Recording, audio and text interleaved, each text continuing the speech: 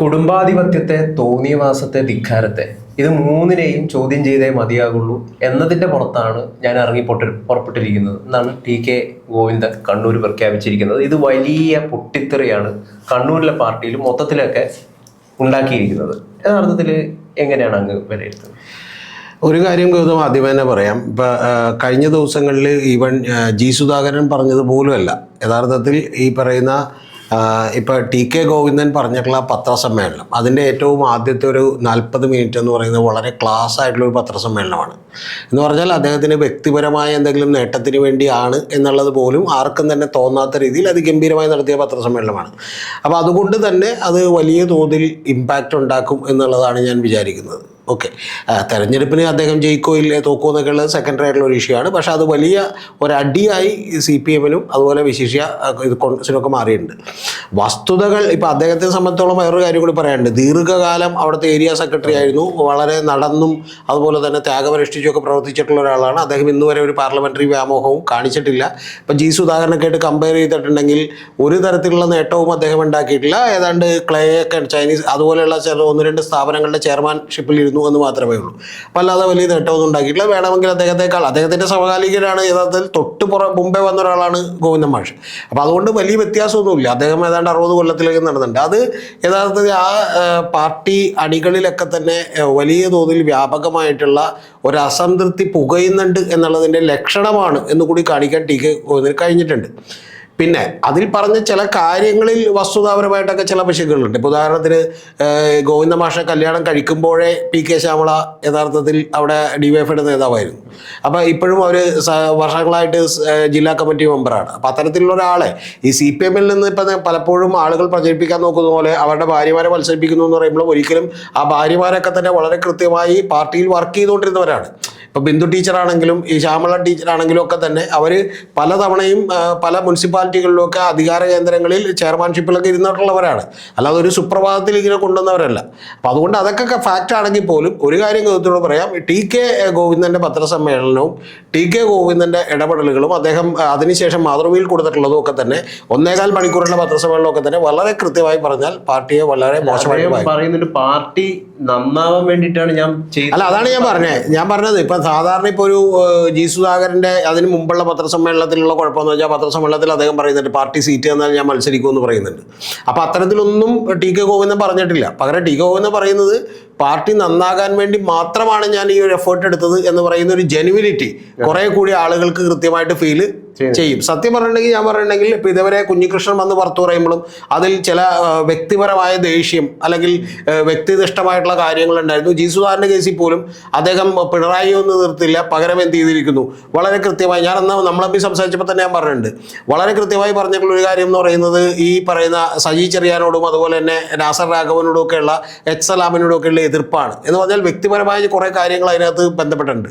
പക്ഷേ ടി.കെ. ഗോവിന്ദൻ പറയുന്നത് അതല്ല. ടി.കെ. ഗോവിന്ദൻ പറഞ്ഞത് വളരെ ഫാക്ച്വൽ ആയിട്ടുള്ളൊരു കാര്യമാണ്, അല്ലെങ്കിൽ വളരെ പ്രിസൈസ് ആയിട്ടുള്ളൊരു കാര്യമാണ്. ഫാക്ച്വൽ ആണെന്നുള്ള സെക്രട്ടറി പ്രിസൈസ് ആയിട്ടുള്ളൊരു കാര്യമാണ്. ആ പ്രിസൈസ് ആയിട്ടുള്ള കാര്യം എന്ന് വെച്ചാൽ പാർട്ടിക്ക് ഇത്തരത്തിലുള്ള ഒരു അപജയം ഉണ്ടായിരിക്കുന്നു. ആ അപജയത്തിനെതിരെയാണ് തൻ്റെ പോരാട്ടം. അല്ലെങ്കിൽ പാർട്ടി തകർന്നു പോകും, അതുകൊണ്ട് പാർട്ടി ഇവിടെ നിലനിൽക്കണം എന്ന് പറയുമ്പോൾ ആ ബംഗാളിനെ പോലെ ആയിപ്പോ അതൊരു ബ്രോഡർ ലെഫ്റ്റ് കാഴ്ചപ്പാടാണ്. യഥാർത്ഥത്തിൽ ഞാനന്ന് ഇദ്ദേഹത്തെ ഇപ്പം കെ രാജേഷ് ഒക്കെ വന്നിട്ട് അധിക്ഷേപിക്കുക, പാർലമെന്റ് അതിമോഹം എന്ന് പറയുന്ന ചളിക്കുണ്ടിൽ വീണിരിക്കുകയാണ് ഇദ്ദേഹം എന്ന് പറയുന്നത്. അല്ല, അവിടെയാണ് യഥാർത്ഥത്തിൽ ഇപ്പോൾ ഈ കെ രാഗേഷോ അല്ലെങ്കിൽ ഈവൻ മറ്റുള്ള പാർട്ടി നേതാക്കളോ എം.വി. ജയരാജനോ അല്ല അത്തരത്തിലുള്ള ആളുകളൊക്കെ വന്ന് ഇദ്ദേഹത്തെ പറയുമ്പോൾ പോലും ഇദ്ദേഹത്തെക്കുറിച്ച് ഇപ്പം ഞാൻ അന്വേഷിച്ച് മനസ്സിലാക്കിയെടുത്തോളം എന്ന് പറഞ്ഞാൽ ഈ പറയുന്ന മൈലപ്പാട് മലപ്പട്ടം എന്ന് പറയുന്ന ഒരു സ്ഥലത്ത് അദ്ദേഹം ജീവിച്ചിരിക്കുന്ന സ്ഥലത്തൊക്കെ തന്നെ അങ്ങനെ ഒരു മോഹമുള്ള ഒരാളാണെന്നോ ഒരു ബൂർഷ താല്പര്യങ്ങളുള്ള ഒരാളാണെന്നോ ഒന്നും ഒരിക്കലും പറയാൻ കഴിയില്ല. പിന്നെ അതിൽ ഏറ്റവും പ്രധാനപ്പെട്ട ഒരു കാര്യം കൂടിയുണ്ട്. അദ്ദേഹം ചെയ്തേക്കുന്ന ഏറ്റവും പ്രധാനപ്പെട്ട കാര്യം ഞാൻ വിചാരിക്കുന്നത് ഈ ടി.കെ. ഗോവിന്ദനൊക്കെ എന്തുകൊണ്ട് വലിയ ഉയരങ്ങളിലേക്ക് എത്തിയില്ല എന്ന് എനിക്ക് ഡൗട്ട് തോന്നിപ്പോയി ആ പത്രസമ്മേളനം കണ്ടപ്പോൾ. കാരണം അതിൽ അദ്ദേഹത്തോട് ചോദിക്കുന്നുണ്ട്, നിരവധി കാര്യങ്ങൾ ചോദിക്കുന്നുണ്ട്. അപ്പോൾ അദ്ദേഹം പറയുന്ന അത്തരം ആരോപണങ്ങളിലേക്കൊന്നും ഞാനിപ്പോൾ കടക്കുന്നില്ല എന്നാണ്. ഇപ്പോൾ P.K. ശ്യാമളയുടെ കേസിൽ പോലും ആന്തൂർ സാജന്റെ കാര്യത്തിലുണ്ടായ ആരോപണം എന്താണെന്ന് അദ്ദേഹം ആരോപണമായിട്ട് ഉന്നയിക്കുന്നില്ല. അത് കാരണം ഇപ്പം തെരഞ്ഞെടുപ്പിൽ നിൽക്കുമ്പോൾ അങ്ങനെ ഒരു ആരോപണം ഉന്നയിക്കുന്നത് ശരിയല്ല. പക്ഷേ പ്രധാനപ്പെട്ട കാര്യം അദ്ദേഹം ഉന്നയിക്കുന്നത് ഗോവിന്ദൻ മാഷ് പോകുമ്പോൾ തന്നെ ഇവരെന്തിനാണ് അപ്പം തന്നെ ആ കസേരയിലേക്ക് പിടിച്ചിരുത്തുന്നത് അത്തരത്തിലുള്ള ഒരു മോഹം ഉണ്ടാകാൻ പാടുണ്ടോ എന്നുള്ളതാണ് അദ്ദേഹം ചോദിക്കുന്നത്. അല്ല, അദ്ദേഹത്തിന്റെ മറ്റൊരു വിഷമം കൂടിയുണ്ട്. ഞാൻ ഇത്രയും ഒരു ആഗ്രഹവും ഇല്ലാതെ അത്രയും കഷ്ടപ്പെട്ടിട്ട് ഞാൻ പ്രവർത്തിച്ചു. അപ്പോ PK ശ്യാമളയെക്കാളും അർഹൻ, യോഗ്യൻ ഞാൻ തന്നെയല്ലേ? ആ തോന്നൽ എന്താണ് തെറ്റ്? അല്ല, അത് യഥാർത്ഥത്തിൽ അത് അദ്ദേഹം ഇപ്പൊ കഴിഞ്ഞ ജില്ലാ സെക്രട്ടേറിയറ്റ് യോഗത്തിൽ അദ്ദേഹം അങ്ങനെ പറഞ്ഞിരുന്നു എന്നാണ് അദ്ദേഹം പുറത്തു പറഞ്ഞത്. ഇവിടെ അദ്ദേഹത്തിന് സ്ഥാനാർത്ഥിയാകണം എന്ന് പറയുന്ന ഒരു മോഹമല്ല അദ്ദേഹം പറഞ്ഞിട്ടുള്ളത്. അദ്ദേഹം ഒരു ഉദാഹരണം പറഞ്ഞതാണ്. കാരണം അങ്ങനെ ആകണമായിരുന്നുവെങ്കിൽ ഉറപ്പായിട്ടും എന്താണ്, അദ്ദേഹം തന്നെ ഗോവിന്ദ മാഷോട് നേരിട്ട് പറഞ്ഞു എന്ന്, ഞാൻ ഇത്തരത്തിലുള്ള ഒരു തെരഞ്ഞെടുപ്പ് പ്രവർത്തനത്തിന് ഒരിക്കലും ഉണ്ടാവില്ല, കാരണം ഞാൻ ഇതിനോട് എനിക്ക് കടുത്ത വിയോജിപ്പാണ്. അങ്ങനെ ആക്കുകയാണെങ്കിൽ തന്നെ മറ്റ് ഈ പറയുന്ന പോലെ ജെയിംസ് മാത്യുവിൻ്റെ ഭാര്യ അടക്കമുള്ള നിരവധി ആളുകളെ വേണമെങ്കിൽ ആക്കാമെന്ന് അദ്ദേഹം പറയുന്നു. അപ്പോൾ അതിൻ്റെയൊക്കെ പിന്നിൽ നേരത്തെ പറഞ്ഞ പോലെ പാർട്ടിക്ക് മൊത്തത്തിൽ ഉണ്ടായിട്ടുള്ള ഒരു അപജയത്തിനെതിരെ ഞാൻ ശബ്ദമുയർത്തുന്നു, അല്ലാതെ 74ാമത്തെ വയസ്സിൽ എനിക്കൊന്നും കിട്ടാൻ വേണ്ടിയല്ല എന്ന് പറയുന്ന വളരെ കൃത്യമായിട്ടുള്ളൊരു ധാരണ ജനിപ്പിക്കാൻ ആ പത്രസമ്മേളനത്തിന് കഴിഞ്ഞിട്ടുണ്ട് എന്നുള്ളതാണ് പറഞ്ഞത്. സത്യം പറയണമെങ്കിൽ ഞാൻ പറയുന്നത് മറ്റേ നമ്മുടെ ജി സുധാകരൻ്റെയോ ഈവൻ കുഞ്ഞികൃഷ്ണൻ്റെയോ ഒന്നും പത്രസമ്മേളനത്തിന് കഴിയാതിരുന്നൊരു കാര്യം വലിയ കൃത്യമായിട്ട് TK ഗോവിന്ദൻ്റെ പത്രസമ്മേളനത്തിന് കഴിഞ്ഞു. അതാണ് ആ പത്രസമ്മേളനത്തിൽ ഞാൻ കാണുന്ന മെറിറ്റ്. കാരണം പിന്നെ രണ്ടാമത്തെ കാര്യം എന്ന് പറഞ്ഞാൽ ഗൗതം, ഇതിലുള്ള പ്രധാനപ്പെട്ട കാര്യം ഇതിലൊരു പെർസെപ്ഷൻ ക്രിയേറ്റ് ചെയ്യലാണ്. ആ പെർസെപ്ഷൻ ക്രിയേറ്റ് ചെയ്യുന്നത് TK ഗോവിന്ദൻ്റെ പത്രസമ്മേളനം ഗംഭീരമായി വിജയകരമായി പൂർത്തിയാക്കി കഴിഞ്ഞു എന്നാണ് ഞാൻ വിചാരിക്കുന്നത്. അതിനോട് നേരിടേണ്ടി വരുന്നൊരു പ്രശ്നം എന്താണെന്നറിയാമോ ഗൗതം? അതിനോട് നേരിടേണ്ടി വരുന്ന പ്രശ്നം ഇപ്പം UDFകാരോ VD സതീശനോ അല്ലെങ്കിൽ രമേശ് ചെന്നിത്തലയോ മറ്റാരെങ്കിലുമോ ഒരു ആരോപണം ഉന്നയിക്കുന്നത് പോലെയല്ല. പാർട്ടി അണികൾക്ക് തന്നെ അല്ലെങ്കിൽ താഴേക്കിടയിലുള്ള ആളുകൾക്ക് തന്നെ തങ്ങളുടെ നേതാക്കന്മാർ വഴിതെറ്റുന്നു എന്നൊക്കെ പറയുന്ന ചില സംശയങ്ങളുണ്ട്. അതിവിടെ ഒരു നമ്മുടെ മാധ്യമങ്ങളൊക്കെ കൂടി ക്രിയേറ്റ് ചെയ്തതും കുറച്ച് യാഥാർത്ഥ്യവുമൊക്കെ അതിനകത്തുണ്ട്. അപ്പോൾ ഈ രണ്ട് കാര്യങ്ങൾ കൂട്ടിച്ചേർന്ന് നിൽക്കുമ്പോഴാണ് കണ്ണൂരിലെ പാർട്ടി എന്ന് പറഞ്ഞിട്ടുണ്ടെങ്കിൽ ഒരു പ്രധാനപ്പെട്ട കാര്യമാണല്ലോ. കാരണം ആലപ്പുഴയിലും കണ്ണൂരാണ് CPM ഉള്ളത്. ഇപ്പം CPMന്റെ ഏറ്റവും അടിത്തട്ടായിട്ടുള്ള കാര്യം സംഘടനാ സംവിധാനം. അവിടെ നിന്ന് ഒരാൾ, അതായത് ചരിത്രത്തിൽ ഇല്ലാത്ത പോലെ ജില്ലാ സെക്രട്ടറി മെമ്പർ പുറത്തിറങ്ങി എന്ന് പറഞ്ഞിട്ട് അദ്ദേഹം പറയുന്നു എനിക്കെന്തെങ്കിലും സംഭവിക്കണേ സംഭവിച്ചോട്ടെ, അങ്ങനെ ഒന്നും ഭയക്കാതെ പറയുന്നു എന്ന് പറഞ്ഞാൽ ആ കോറായിട്ടുള്ള സംവിധാനത്തിൽ, അതായത് വളരെ സ്ട്രോങ് ആണെന്ന് വിചാരിക്കുന്ന സംവിധാനത്തിൽ തന്നെ ചില ഉലച്ചിലുകൾ തട്ടിയിരിക്കുന്നു എന്ന് പറയുന്ന തോന്നലാണ് ഉണ്ടാക്കുക. മറ്റ് സ്ഥലങ്ങളിലുള്ള പാർട്ടി മെമ്പർമാരെ കൂടി ഇത് എഫക്ട് ചെയ്യും. എന്താണെന്ന് വെച്ചാൽ പാർട്ടി മെമ്പർമാർ വിചാരിക്കുന്നത്, ഇപ്പോൾ ഉദാഹരണത്തിന് തിരുവനന്തപുരത്തുള്ള ഒരു ലോക്കൽ കമ്മിറ്റി സെക്രട്ടറി, അദ്ദേഹം കുറച്ച് സമ്പന്നനായിട്ടുണ്ടെങ്കിൽ അവർക്ക് ഓക്കെ ഇത് ഇവിടെ മാത്രം സംഭവിക്കുന്ന ഒരു കാര്യമാണെന്ന് വെച്ചാൽ അവർ വിടാമെന്ന് വിചാരിക്കുമ്പോഴാണ് എന്ത് ചെയ്യുന്നത്, കണ്ണൂരും ഇങ്ങനെ സംഭവിക്കുന്നുണ്ട്. ഇപ്പൊ കണ്ണൂര് പാർട്ടിക്കാർക്കൊക്കെ തന്നെ വലിയ ഒരു മെറിറ്റ് ഉണ്ടായിരുന്നു. ഇപ്പൊ MV ജയരാജൻ, അദ്ദേഹം MLA ആയിരുന്നപ്പോൾ ബസ്സിൽ കയറി യാത്ര ചെയ്യാറുണ്ട്, അങ്ങനെ പല കാര്യങ്ങളൊക്കെ ചെയ്തുകൊണ്ടിരുന്ന ഒരാളാണ്. അപ്പൊ അത്തരത്തിൽ പലപ്പോഴും കുറെ കൂടി ഒരു സിമ്പിൾ ആയിട്ടുള്ള ലൈഫ് സ്റ്റൈലാണ് എന്ന് വിചാരിച്ചിരുന്ന നിരവധി ആളുകളുണ്ട്. അപ്പൊ അങ്ങനെയല്ല എന്ന് പറയുന്ന ഒരു തിരിച്ചറിവാണ് യഥാർത്ഥത്തിൽ ഞെട്ടിക്കുന്ന കാര്യമാണ്. മറ്റ് രണ്ടുപേരെക്കാട്ടിലും കൂടുതൽ ജെനുവിനിറ്റി TK ഗോവിന്ദന്റെ പത്രസമ്മേളനത്തിനുള്ള കാര്യത്തിൽ സംശയമില്ല. ഇവിടെ ഇദ്ദേഹം പറയുന്നുണ്ട്, നമ്മൾ PK ശ്യാമളയെ എന്താണ് സുശീല ഗോപാലനായിട്ടോ AK ഗോപാലിന്റെ ഭാര്യയായിട്ടോ അല്ലെങ്കിൽ വൃന്ദാക്കാരായിട്ടോ ഇങ്ങനെയൊക്കെയാണോ ഇവരെ കമ്പയർ ചെയ്യേണ്ടത്? ആ ഒരു വലിയൊരു ചോദ്യമാണ്. PK ശ്യാമള എവിടെ കിടക്കുന്നു, ഇവരെവിടെ കിടക്കുന്നു? അല്ല, അതാണ് ഞാൻ പറഞ്ഞൊരു ഒരു കാര്യമുണ്ട് ഗൗതം. അതിനകത്ത് ഇപ്പൊ ഞാൻ ഗോവിന്ദനെ മാത്രം മുഴുവനായിട്ടും TK ഗോവിന്ദനെ ഞാൻ അനുകൂലിക്കാത്തതിന്റെ കാര്യം, ഒരു സ്ത്രീ വന്ന് തെരഞ്ഞെടുപ്പിൽ മത്സരിക്കുന്നു, അതിനൊരു പ്രാതിനിധ്യം കൊടുക്കുമ്പോൾ അവരാരുടെയെങ്കിലും ബന്ധുവാണ് എന്നുള്ളത് കൊണ്ട് ആ ബന്ധുത്വത്തിൻ്റെ പുറത്ത് അവരെ കാണേണ്ട ആവശ്യമില്ല. കാരണം അവരതിന് അർഹയാണോ ഇല്ല എന്നുള്ളത് പലപ്പോഴും മാധ്യമങ്ങൾ മറച്ചു പിടിക്കുന്നുണ്ട്. മനസ്സിലായി? ഇപ്പം സുകന്യ എന്ന് പറയുന്ന ആള് അവിടെ ഇപ്പം നമുക്കറിയാലോ കൗൺസിലൊക്കെ നിന്ന് ജയിച്ചിട്ടുണ്ട്. ജെയിംസ് മാത്യുവിൻ്റെ ഭാര്യയാണ്. സത്യം പറഞ്ഞിട്ടുണ്ടെങ്കിൽ ഞാനൊക്കെ പഠിക്കുന്ന കാലത്ത് സുകന്യ അന്ന് എൻ്റെ വിശ്വാസം എന്ന് പറഞ്ഞാൽ, ഞാൻ പഴയ ഓർമ്മയിൽ എന്ന് പറയുന്നതാണ്, അന്ന് റാങ്ക് മേടിച്ചു, കേരള യൂണിവേഴ്സിറ്റി ചെയർപേഴ്സൺ ആയി, ആദ്യത്തെ എന്നൊക്കെ കാലിക്കറ്റ് യൂണിവേഴ്സിറ്റി ചെയർപേഴ്സൺ ആയി എന്നൊക്കെ പറഞ്ഞ് നമ്മൾ കേൾക്കുകയാണ്.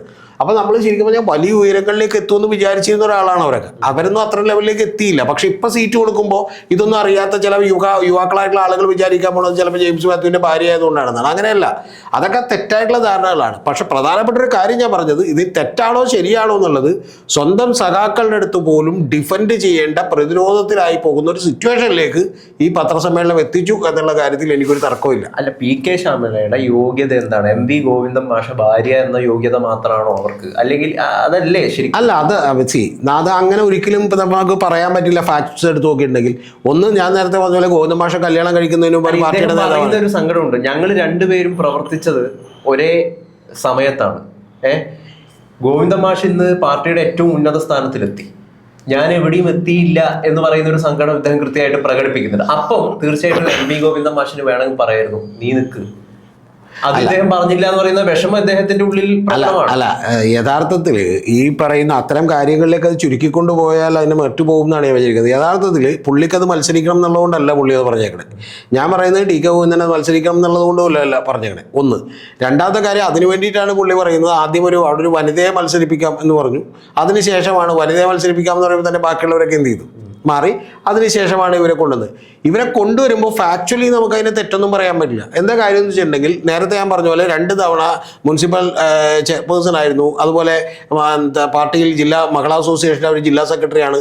അപ്പോൾ അത്തരത്തിലുള്ള നിരവധി പദവികൾ വഹിച്ചുകൊണ്ടിരിക്കുന്നവരാണ്. അവർ സുപ്രഭാതത്തിൽ ഗോവിന്ദ മാഷ ഭാര്യ എന്നുള്ള കഴിവിൽ മാത്രമല്ല, അല്ലെങ്കിൽ ആ പേരിൽ മാത്രമല്ല ഇതാകുന്നത്. മറ്റു വിമർശനങ്ങളൊക്കെ പറയാം. ഏത് ആന്തൂരിലെ സാജന്റെ പരിപാടി, കൊലപാതകം അടക്കമുള്ള നിരവധി കാര്യങ്ങൾ ഇവർക്കെതിരെ ഉയർത്താം, അത് വേറെ കാര്യം. പക്ഷേ ഈ ഗോവിന്ദ മാഷ ഭാര്യ ആയതുകൊണ്ടാണ് ഈ സീറ്റ് കിട്ടിയെന്ന് പറയാൻ കാരണമൊന്നുമില്ല. പക്ഷെ ഞാൻ പറഞ്ഞു വന്നൊരു കാര്യം, അങ്ങനെ കാരണമൊന്നും ഇല്ലെങ്കിൽ പോലും യഥാർത്ഥത്തിൽ ഇത്തരത്തിലാണ് ഈ പാർട്ടിയിൽ പരിപാടികൾ നടന്നുകൊണ്ടിരിക്കുന്നത് എന്നുള്ള ഒരു തോന്നൽ വ്യാപകമായിട്ട് ഉണ്ടാക്കാനായിട്ട് ഈ പത്രസമ്മേളനം ഗംഭീരമായി സഹായിച്ചിട്ടുണ്ട്. അത് യഥാർത്ഥത്തിൽ അത് ജി സുധാകരനും അതുപോലെ കുഞ്ഞികൃഷ്ണനൊന്നും കൃത്യമായി കഴിയാതിരുന്നൊരു റോളിലേക്ക് വളരെ കൃത്യമായി ടി കെ ഗോവിന്ദൻ എന്ത് ചെയ്തു, എത്തി എന്നുള്ളതാണ് മൂന്നാമത്തെ കാര്യം. പിന്നെ ടി കെ ഗോവിന്ദൻ്റെ ഏറ്റവും വലിയ മെറിറ്റ് ഞാൻ കണ്ടത് ആ മറ്റു പത്രസമ്മേളനത്തിൽ അദ്ദേഹം ആവശ്യമില്ലാത്ത ഒരു കാര്യവും പറഞ്ഞിട്ടില്ല. ഉദാഹരണത്തിന് കുഞ്ഞികൃഷ്ണൻ അവതരിപ്പിച്ച കണക്കുകൾ, ആ കണക്കുകളായിരുന്നു ശരി എന്നാണ് എൻ്റെ ബോധ്യം. പക്ഷെ അതിനെക്കുറിച്ച് കൂടുതൽ പറയേണ്ടവരാണ്. അതുകൊണ്ട് ഞാൻ അതിൻ്റെ കണക്കുകളെക്കുറിച്ച് വിശദമായി പഠിച്ചിട്ടില്ല എന്നാണ് പറയുന്നത്. അവിടെ വെച്ച് നിർത്തിയാൽ കുഴപ്പമില്ലെന്നേ. അവിടെ വെച്ച് നിർത്തുമ്പോഴാണ് പാർട്ടി ദുർബലമാകുന്നത്. അതേസമയം ഇപ്പോൾ ജി സുധാകരൻ എന്ന് പറഞ്ഞ പോലെ KSU DSU എന്ന് പറയുന്നതിന് KSU ഒഴിവാക്കിക്കൊണ്ട് പറയുമ്പോൾ പാർട്ടിക്ക് ഒരു ഉത്തേജനം കിട്ടുകയാണ്. കാരണം തിരിച്ചടിക്കാനും തിരിച്ചു ചോദിക്കാനുള്ള ഒരു ഉത്തേജനം കിട്ടുകയാണ്. പ്രധാനപ്പെട്ട കാര്യം ഇതാണ്. ഈ ഒന്ന് ജി സുധാകരൻ, പിന്നെ കുഞ്ഞികൃഷ്ണൻ, പിന്നെ ഈ പറയുന്ന പോലെ രാജേന്ദ്രൻ, ഇത്തരത്തിലുള്ള ആളുകളൊക്കെ സൃഷ്ടിച്ചു വെച്ചിട്ടുള്ള ഒരു പുകവറ യഥാർത്ഥത്തിൽ സമൂഹത്തിലുണ്ടായിരുന്നു. അതിൻ്റെ മുകളിലേക്കാണ് കുറച്ചുകൂടി ക്ലാരിറ്റിയോടുകൂടി ഗംഭീരമായിട്ട് പുള്ളി പറയുന്നത് സ്വാർത്ഥ താല്പര്യങ്ങൾ പാർട്ടിയെ പിടിമുറുക്കിയിരിക്കുന്നു എന്നുള്ളതാണ്. കുടുംബാധിപത്യത്തിലേക്ക് പാർട്ടി മാറിയിരിക്കുന്നു എന്നുള്ളത് കണ്ണൂരിലെ മാത്രമല്ല പല സ്ഥലങ്ങളിലുള്ള വിഷയങ്ങൾ എനിക്കറിയാം. പക്ഷെ അതൊന്നും ഞാനിപ്പോൾ പറയുന്നില്ല. ഇപ്പം നമ്മളെ മുഖ്യമന്ത്രി പിണറായി വിജയന്റെ കാര്യം തന്നെ എടുക്കുകയാണെങ്കിൽ, എവിടെ പോകുമ്പോഴും അദ്ദേഹത്തിന്റെ കൂടെ പല പരിപാടികൾക്കും ഭാര്യ ഉണ്ടാവും, വീണ ഉണ്ടാവും, അവരുടെ മകനുണ്ടാവും, റിയാസ് ഉണ്ടാകും. അപ്പൊ ഇദ്ദേഹം തന്നെ ഇത്തരത്തിലുള്ള മരുമകന് വേണ്ടിയിട്ടാണ് പ്രവർത്തിക്കുന്നത് എന്ന ആരോപണം ഉണ്ടല്ലോ. അപ്പൊ ആരാണ് ഈ പാർട്ടിയിൽ കുടുംബാധിപത്യം ഉണ്ടാക്കുന്നതും സ്വാർത്ഥ താല്പര്യം ഉണ്ടാക്കിയത് ആരാണ്?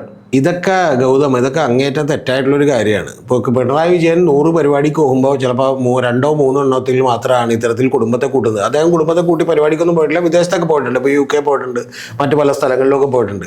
അതൊന്നും വേണ്ടെന്ന് പറയാൻ നമുക്ക് പറ്റില്ലെന്നേ. അതൊക്കെ അത്രത്തോളം ഒക്കെ ആളുകൾ എന്ത് ചെയ്യണം. ഇപ്പോൾ ചടയൻ ഗോവിന്ദനൊക്കെ ഉണ്ടായിരുന്ന പാർട്ടി കാലത്ത് ചടയൻ ഗോവിന്ദൻ്റെ മക്കൾ വന്നിട്ട് കാറിൽ കയറാൻ പോയപ്പോഴത്തേക്കും എനിക്ക് നേരിട്ടറിയാവുന്ന ഒരാൾ എൻ്റെ അടുത്ത് കൃത്യമായിട്ട് പറഞ്ഞിട്ടുണ്ട്, അദ്ദേഹത്തെ കാറിൽ കയറ്റ മക്കൾ വന്നിട്ട് കാറിൽ അങ്ങോട്ട് ആക്കാൻ പാടില്ല എന്ന് അച്ഛാന്ന് ചോദിച്ചപ്പോഴത്തേക്കും കാറിൽ കയറാൻ പറ്റില്ല, ഇത് പാർട്ടി സെക്രട്ടറിയുടെ കാറാണ് എന്ന് പറഞ്ഞത്ര വലിയ ധാർമ്മികതയൊന്നും നമ്മുടെ സമൂഹത്തിൽ ഇപ്പം ഇല്ല. അതൊക്കെ ചെയ്താൽ തന്നെ ആളുകൾ ഇപ്പോൾ എന്തോ തലക്കെന്തോ അസുഖമാണെന്ന് വിചാരിക്കും. അല്ലാതെ ഇത് ഭയങ്കര ധാർമ്മികതയാണെന്നൊന്നും ആളുകൾ എന്ത് ചെയ്യില്ല, വിചാരിക്കില്ല. അപ്പം അതുകൊണ്ട് അത്തരത്തിലുള്ള ലെവലിലേക്കൊന്നും നമ്മൾ എന്ത് ചെയ്യേണ്ട കൊണ്ടുപോകണതിൽ അർത്ഥമില്ല. എനിക്ക് ടി കെ ഗോവിന്ദൻ്റെ പത്രസമ്മേളനത്തിൽ പോലും എനിക്ക് ഇഷ്ടപ്പെട്ടത് അങ്ങനെ അനാവശ്യമായിട്ടുള്ള കാര്യങ്ങൾ എന്ത് ചെയ്യുന്നില്ല, ചോദിക്കുന്നില്ല. പകരം അദ്ദേഹം ചോദിക്കുന്ന പ്രധാനപ്പെട്ട ഒരു കാര്യമുണ്ട്. ആ ചോദിക്കുന്ന കാര്യം എന്ന് പറഞ്ഞാൽ പിണറായി വിജയൻ ഇതെല്ലാം അറിയാമായിരുന്നിട്ടും അദ്ദേഹം എന്തുകൊണ്ട് എന്ത് ചെയ്യുന്നില്ല, എതിർക്കുന്നില്ല, അല്ലെങ്കിൽ തടസ്സപ്പെടുന്നില്ല എന്നുള്ളതാണ്. ആ ചോദ്യം വളരെ റിലവന്റ് ആയിട്ടുള്ള ചോദ്യമായിട്ട് ആളുകൾക്ക് തോന്നും. അതേസമയം നിങ്ങൾ ഉത്തരം പിണറായി വിജയൻ തന്നെ നേരത്തെ നികേഷ് കുമാറിനുള്ള ഒരു ഇന്റർവ്യൂവിൽ കൊടുത്തിട്ടുണ്ട്. എന്തുകൊണ്ട് അദ്ദേഹം ചെയ്യുന്നില്ല? കാരണം സ്വയം വിമർശനം നടത്താൻ അറിയാത്ത ഒരു പാർട്ടിക്കാരൻ ഏറ്റവും കൂടുതൽ ചെയ്യേണ്ട ഒരു കാര്യമാണ് സ്വയം വിമർശനം, തിരുത്തല്, സ്വന്തം തിരുത്തുക എന്ന് പറയും. ഇപ്പൊ ഗോവിന്ദൻ, ഈ ടി കെ ഗോവിന്ദൻ തന്നെ പറയുന്നുണ്ട് ഇതൊക്കെ വെറും വർത്താനം മാത്രമാണ്. അല്ല, അവിടെയാണ് വിമർശനം അറിയില്ല. അതാണ് ഞാൻ പറഞ്ഞത്. ടി കെ ഗോവിന്ദൻ്റെ പത്രസമ്മേളനം കുറച്ചും കൂടി ആപ്റ്റായിരുന്നു എന്ന് പറയാൻ കാരണം അതുകൊണ്ടാണ്. കാരണം ടി കെ ഗോവിന്ദൻ പറയുന്നത് ഇപ്പം ഈ സ്ഥാനാർത്ഥികളെ തന്നെ ഇവിടെ നിന്ന് തീരുമാനിച്ചപ്പോൾ 2 പേരുകളാണ് തീരുമാനിച്ചത്. പക്ഷെ ആ 2 പേരുകൾ മുകളിലേക്ക് പോയില്ല. മുകളിൽ നിന്ന് പറയുന്നത് ഇങ്ങോട്ട് അംഗീകരിച്ചോളാം, നിങ്ങൾക്ക് എതിരെ അഭിപ്രായം ഉണ്ടെങ്കിൽ പറയാം എന്ന് മാത്രമാണ് പറയുന്നത്. പിന്നെ ഏറ്റവും ഗുരുതരമായിട്ടുള്ളൊരു കാര്യമുണ്ട്. അതായത് പാർട്ടിക്കുള്ളിൽ ജനാധിപത്യം ഇല്ല എന്നുള്ളതാണ് അദ്ദേഹം പറഞ്ഞു നോക്കുന്നത്. അതിന് പാർട്ടിന് മറുപടി പറയേണ്ടതാണ്. അതെന്താ വെച്ചാൽ സെക്രട്ടേറിയറ്റിലുള്ള 3 പേരൊഴികെ 3 പേർ മാത്രമേ അനുകൂലിച്ചുള്ളെന്നും മഹാഭൂരിപക്ഷം പേരും എതിർത്തുവെന്നും, എതിർത്തിട്ടും ഈ സ്ഥാനാർത്ഥി വന്നു എന്ന് പറഞ്ഞാൽ അത് വലിയ പ്രശ്നമാണ്. കാരണം പിന്നെ അവിടെ ജനാധിപത്യം ഇല്ല. മനസ്സിലായോ? അതായത് ഭൂരിപക്ഷം വരാതെ മണ്ഡലം കമ്മിറ്റിയും ജില്ലാ കമ്മിറ്റിയും ജില്ലാ സെക്രട്ടേറിയറ്റും എല്ലാവരും എതിർത്തു എന്ന് പറഞ്ഞിട്ട് പോലും സ്റ്റേറ്റ് കമ്മിറ്റിയിൽ നിന്ന് അടിച്ചേൽപ്പിക്കപ്പെട്ടു എന്ന് പറയുന്നുണ്ടെങ്കിൽ വലിയ ചോദ്യമാണ്. അതാണ് ഞാൻ പറഞ്ഞത്. അത്തരത്തിലുള്ള വളരെ ഷാർപ്പായിട്ടുള്ള പ്രിസൈസ് ആയിട്ടുള്ള പ്രശ്നങ്ങൾ ഈ പാർട്ടിക്കകത്തുണ്ട് എന്ന് പറഞ്ഞത് ഈ പറയുന്ന പോലെ ടി കെ ഗോവിന്ദനാണ്. മറ്റാളുകളൊക്കെ പറഞ്ഞത് നമ്മൾ തമ്മിൽ സംസാരിച്ചപ്പോൾ തന്നെ ഞാൻ ജി സുധാകരൻ്റെ കാര്യത്തിൽ പറഞ്ഞിട്ടുണ്ട്, തീർത്തും വ്യക്തിപരമായിട്ടുള്ള ഒരു കാര്യമായി പോയി, ഒരു സ്ഥാനാർത്ഥി മോഹം കൊണ്ട് പോയതാണ് എന്നുള്ള അല്ലാതെ വേറൊന്നും ആളുകൾ വിചാരിക്കില്ല. പിന്നെ ടി കെ ഗോവിന്ദൻ്റെ പത്രസമ്മേളനത്തിൽ ഏറ്റവും ഒടുവിൽ പറഞ്ഞ കാര്യം എനിക്ക് ഇഷ്ടപ്പെട്ടു. ഞാൻ ഒരാളുടെ അടുത്തും ഇതേപോലെ UDF അടുത്തോ അല്ലെങ്കിൽ കോൺഗ്രസ്സുകാരുടെ അടുത്തോ ഒന്നും ചർച്ചയും ഞാൻ നടത്തിയിട്ടില്ല. ചർച്ച നടത്താതെ അല്ല, അദ്ദേഹം പറഞ്ഞ വ്യക്തമായ കാര്യം ഇതാണ്, ഞാൻ ഒരു ചർച്ചയും നടത്തിയിട്ടില്ല, പക്ഷേ UDF എനിക്ക് പിന്തുണ തന്നാൽ ഞാൻ സ്വീകരിക്കും. അത് എൻ്റെ സ്ഥാനാർത്ഥിത്വത്തിന് അവർ നൽകുന്ന പിന്തുണയല്ല, ഞാൻ അങ്ങോട്ട് ആവശ്യപ്പെട്ടതല്ല. രണ്ടാമത് ഒരു വർഗീയ കക്ഷിയുടെയും പിന്തുണ ഞാൻ യഥാർത്ഥത്തിൽ ഇതൊരു കൃത്യമായ പാർട്ടി ആയിരുന്നെങ്കിൽ കെ രാഗേഷ് വന്നിട്ട് പത്രസമ്മേളനം നടത്തേണ്ടത് എങ്ങനെയാണ്? അദ്ദേഹം പറഞ്ഞ കാര്യങ്ങളിൽ ഞങ്ങൾ പരിശോധിക്കും, വേണ്ട തിരുത്തലുകൾ നടത്തുമെന്നല്ലേ ചെയ്യാൻ പറയേണ്ടത്. അല്ല, അതൊന്നും ഇപ്പൊ പാർട്ടി ചെയ്യുമെന്നൊക്കെ അത്ര അതിലും ഭേദം ഗൗതം ഇരുന്നിട്ട് നാളെ അമ്പിളിമാവനെ പിടിക്കാതെ സ്വപ്നക്കാട്ട് അതിലും ഭേദാക്കാം. അങ്ങനെയൊക്കെ അത്രമാത്രം വിശാല ഹൃദയമായി പാർട്ടി പെരുമാറും എന്നൊക്കെ വിചാരിച്ചാൽ നാളെ ഇതുപോലെ 50 പേര് പരാതിയുമായിട്ട് എത്തും, പിന്നെ അതെല്ലാം പരിശോധിക്കേണ്ടി വരും. അത് നടക്കുന്ന കേസല്ല. യഥാർത്ഥത്തിൽ ടി കെ ഗോവിന്ദനെ ഇതിന് മുമ്പേ പുറത്താക്കിയതാണെന്ന് പാർട്ടി പറഞ്ഞില്ല എന്നുള്ളതിൽ എനിക്ക് സന്തോഷമുണ്ട്. സാധാരണ പാർട്ടി പറയുന്നത് ഞങ്ങൾ ഇന്നലെ രാത്രി എന്നെ ഇവരെ പുറത്താക്കിയിരുന്നു. എന്നാലും കണ്ണൂരിലടക്കം പിണറായി ഇപ്പൊ റോഡ് ഷോ ഒക്കെ നടത്തിയിട്ടൊന്നും കാര്യമില്ല, ജനം ഇല്ല എന്നാണ് പറയുന്നത്, അറിയാൻ കഴിയുന്ന ഒരു ജനം ഇല്ലെന്നൊക്കെ പറയണൊക്കെ വെറും മണ്ടത്തരമാണ്. ഇതൊക്കെ വെറുതെ നമ്മുടെ ഒരു ആത്മരതിക്ക് വേണ്ടി നമുക്ക് പറയാതെ മാത്രമേ ഉള്ളൂ. CPM വിചാരിച്ചാൽ ഒരു സ്ഥലത്ത് ഇന്നും 50 ലക്ഷം 5 ലക്ഷം പേരെ കൂട്ടാൻ പറ്റുന്ന ഒരു പാർട്ടിയാണ് CPM. അതൊക്കെ ഇപ്പോഴും അങ്ങനെ തന്നെ. VS-നെ കാണാൻ ജനം ഒഴുകിയെത്തുന്നതും അത് വ്യത്യാസം ഉണ്ടല്ലോ, അതൊക്കെ വ്യത്യാസം ഉണ്ടാവും. അതിപ്പോ എനിക്ക് കൃത്യമായിട്ട് അറിയാലോ, ഞാൻ ഈ വൈറ്റിലെ ജംഗ്ഷനിൽ നിൽക്കുമ്പോൾ കോരിച്ചൊരിയുന്ന മഴ, സാധാരണ മഴയല്ല, ശരിക്കും പറഞ്ഞാൽ കോരിച്ചൊരിയുന്ന മഴ, അതായത് ഒരു തുള്ളി എന്ന് പറയുന്ന ഒരു ബക്കറ്റിൽ വീഴാവുന്ന ലെവലിൽ പെയ്യുന്ന മഴയാണ്. ആ മഴയത്ത് പോലും ആളുകൾ 10,000-കണക്കിന് ആളുകൾ VS-നെ കേൾക്കാൻ വേണ്ടി കാത്തു നിന്നത് എൻ്റെ ഓർമ്മയിലുണ്ട്. അപ്പൊ അത്തരത്തിലുള്ള അങ്ങനെ ഒരു നേതാവല്ല താനെന്ന് ഒരിക്കൽ കൂടി തെളിയിക്കുകയാണ്. അതൊക്കെ സ്വാഭാവികമല്ലേ ഗൗതം? അപ്പൊ പാവങ്ങളുടെ പടത്തലവൻ എന്ന് പറഞ്ഞ് ഒരു നേതാവ് AKG ഉണ്ടായിരുന്നു. അത് പിന്നീട് ഏതെങ്കിലും നേതാക്കന്മാരെ കുറിച്ച് വിളിച്ചിട്ടുണ്ടോ? കാരണം അങ്ങനെ പാവപ്പെട്ടവരൊന്നും കൂടി ഇല്ല സത്യം പറഞ്ഞാൽ. ഇവിടെ കുറച്ചുകൂടി അപ്പർ മിഡിൽ ക്ലാസ്സും ആയിട്ടുള്ള ആളുകളുടെ നമ്പറാണ് കൂടുതൽ. അതൊക്കെ ഒരു രാഷ്ട്രീയം മാറുമ്പോൾ, ഒരു ഭൂമിയുടെ ധാർമ്മികത മാറുമ്പോൾ അത്തരം കാര്യങ്ങളിലൊക്കെ വ്യത്യാസം ഉണ്ടാവും. പിന്നെ ഒരൊറ്റ കാര്യമുള്ളൂ, അതും കൂടി പറയാതെ ഇത് പൂർണ്ണമാവില്ല. ഇത് CPM-ൽ സംഭവിക്കുമ്പോഴാണ് വലിയ വാർത്തയായിട്ട് തോന്നുന്നത്. കാരണം വെച്ചാൽ CPM-ൽ നിന്ന് ആളുകൾ പ്രതീക്ഷിക്കുന്നത് നിങ്ങൾ അങ്ങനെ ആകരുതെന്നാണ്. അതേസമയം കോൺഗ്രസോ വേറെ ഏതെങ്കിലും പാർട്ടികളോ ഒക്കെ ഇതുപോലെ ആയിട്ടൊക്കെ ആർക്കും ഒരു പ്രശ്നം തോന്നില്ല. എന്തായാലും ആവേശഭരിതമായ ആകാംക്ഷ നിറഞ്ഞ തെരഞ്ഞെടുപ്പിലേക്ക് നമ്മൾ തീർച്ചയായിട്ടും ഹൈലി അൺപ്രഡിക്റ്റബിൾ ആക്കി മാറ്റാണ്. ഏറ്റവും വലിയ വിഭാഗീയത ഉണ്ടാകുന്നത് CPM-ൽ നിന്നാണ്, അത് കണ്ണൂരിൽ നിന്നൊക്കെയാണ്. അല്ല, തിരിച്ചടി തീർച്ചയായിട്ടും ഉണ്ടാക്കുന്നുള്ള കാര്യത്തിൽ അല്ല, CPM-ൽ ഉണ്ടാക്കുന്ന വിഭാഗീയത കുറച്ചുകൂടി പ്രശ്നവും ഗുരുതരവുമായിട്ടുള്ള കാര്യമാണ്. ഇനി സ്ഥാനാർത്ഥി ലിസ്റ്റുകൾ വരുന്നതോടുകൂടി കോൺഗ്രസിനകത്ത് വലിയ തോതിൽ പൊട്ടിത്തെറികൾ ഉണ്ടാവും. പക്ഷേ CPM-ന്റെ ഒരു ഹിസ്റ്ററി എടുത്ത് നോക്കിയിട്ടുണ്ടെങ്കിൽ കഴിഞ്ഞ ലോക്കൽ ബോഡി തെരഞ്ഞെടുപ്പിൽ തന്നെ ഇതിൻ്റെ ചില സിംറ്റംസ് ഒക്കെ കണ്ടിരുന്നു. കാരണം CPM-ൽ വിമതരായിട്ടുള്ള നിരവധി ആളുകൾ തിരുവനന്തപുരത്തൊക്കെ സ്ഥാനാർത്ഥികളായിരുന്നു. എൻ്റെ ഓർമ്മയിൽ എന്ന് പറഞ്ഞാൽ 4-5 പേര്, ദേശാഭിമാനിയുടെ യൂണിറ്റ് മാനേജറോ അങ്ങനെ ആയിട്ടുള്ള ആളുകളടക്കം. അപ്പോൾ അത്തരത്തിലുള്ള ആളുകളടക്കം വിമതരായി വന്നിരുന്നു. എന്ന് പറഞ്ഞാൽ ഇരുമ്പുമറ പതുക്കെ പൊട്ടിത്തുടങ്ങുന്നു. അപ്പോൾ അത്തരത്തിൽ കുറേ കൂടി പ്രശ്നങ്ങളിലേക്ക്, കുറേ കൂടി ചലഞ്ചുകളിലേക്ക് CPM കൂടി പോകുന്നു എന്നുള്ളതാണ് വാസ്തവം.